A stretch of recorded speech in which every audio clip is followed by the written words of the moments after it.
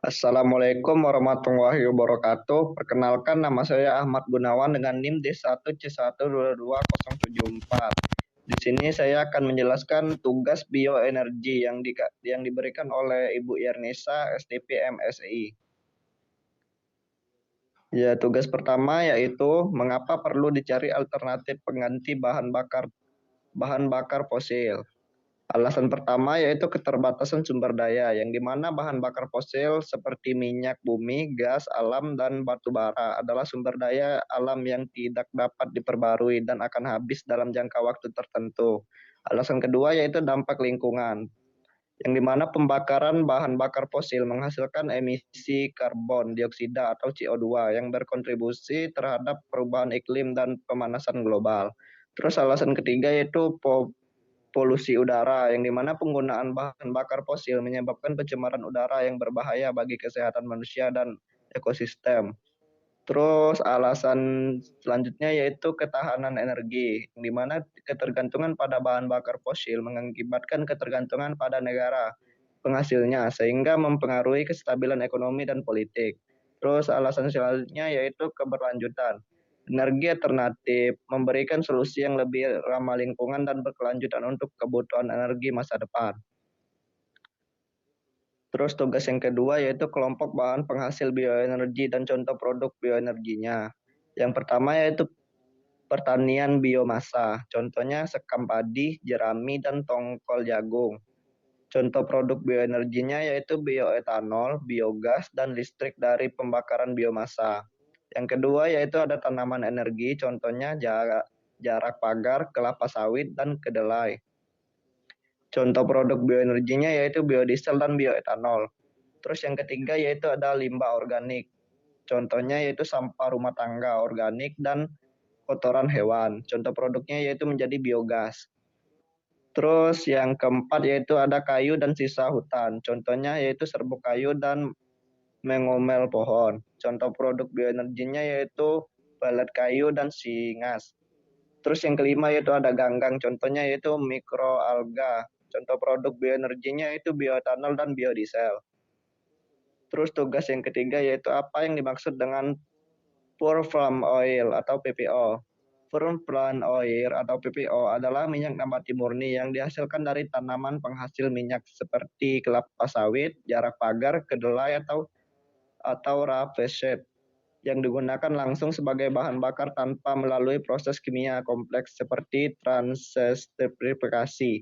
PPO dapat digunakan sebagai alternatif bahan bakar diesel dalam mesin tertentu, terutama jika mesin tersebut telah dimodifikasi untuk mengakomodasi viskositas PPO yang tinggi.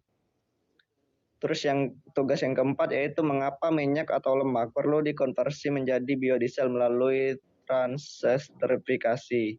Alasan pertama yaitu mengurangi viskositas, yang dimana minyak dan lemak memiliki viskositas yang tinggi yang dapat menyebabkan penyumbatan pada sistem injeksi bahan bakar mesin. Terus alasan kedua yaitu meningkatkan kinerja mesin, yang dimana biodiesel memiliki sifat pembakaran yang lebih baik dibandingkan dengan minyak mentah seperti angka aceton yang lebih tinggi. Terus alasan ketiga yaitu kompatibilitas dengan mesin diesel konvensional, yang dimana biodiesel lebih mirip dengan bahan bakar diesel fosil sehingga dapat digunakan tanpa modifikasi besar pada mesin. Terus alasan keempat yaitu mengurangi emisi berbahaya, yang dimana proses konversi bahan bakar dengan emisi karbon monoksida dan hidrokarbon yang lebih rendah. Terus alasan selanjutnya yaitu stabilitas dalam penyimpanan, yaitu biodiesel lebih stabil dibandingkan minyak mentah selama penyimpanan jangka panjang.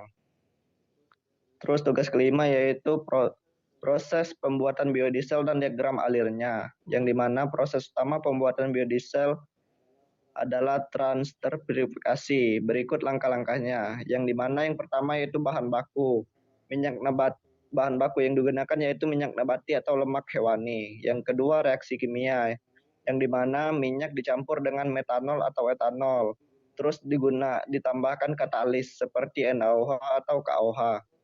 Terus yang ketiga yaitu reaksi transesterifikasi, yang dimana trigliserida diubah menjadi metil ester atau biodiesel dan gliserol. Terus selanjutnya yaitu pemurnian. Biodiesel dipisahkan dari gliserol lalu dicuci dan dikeringkan. Terus didapatkan hasil akhir yaitu biodiesel siap digunakan. Berikut diagram alirnya, yang dimana minyak atau lemak dipanaskan lalu ditambahkan alkohol atau katalis. Terus setelah ditambahkan alkohol atau katalis, direaksikan transesterifikasi. Setelah itu dimasukkan langkah pemisahan. Setelah dipisahkan yaitu masuki pemurnian. Setelah itu didapatkan biodiesel yang siap digunakan. Terus tugas yang keenam yaitu parameter kualitas biodiesel dan pentingnya. Yang dimana yang pertama yaitu AKC10, yaitu menunjukkan kemampuan bahan bakar untuk menyala sendiri. Angka yang lebih tinggi meningkatkan efisiensi pembakaran dan mengurangi emisi. Terus yang kedua yaitu viskositas, mempengaruhi aliran bahan bakar di mesin. Viskositas yang tepat memastikan penyemprotan bahan bakar yang efisien. Terus yang selanjutnya itu ada kandungan air, yang dimana udara dapat menyebabkan korosi pada mesin dan mengurangi kualitas pembakaran. Terus selanjutnya yaitu ada kandungan ester metil, yang dimana menentukan kemurnian biodiesel. Kandungan tinggi menunjukkan bahan bakar berkualitas baik. Terus selanjutnya ada stabilitas oksidasi, yang dimana penting untuk penyimpanan jangka panjang karena biodiesel rentan terhadap oksidasi. Terus ada kandungan sulfur. Sulfur rendah mengurangi emisi gas beracun seperti SO2. Mungkin hanya itu yang dapat saya sampaikan terkait tugas bioenergi yang telah diberikan oleh Ibu Irnisa. Ya, akhiri wassalamualaikum warahmatullahi wabarakatuh.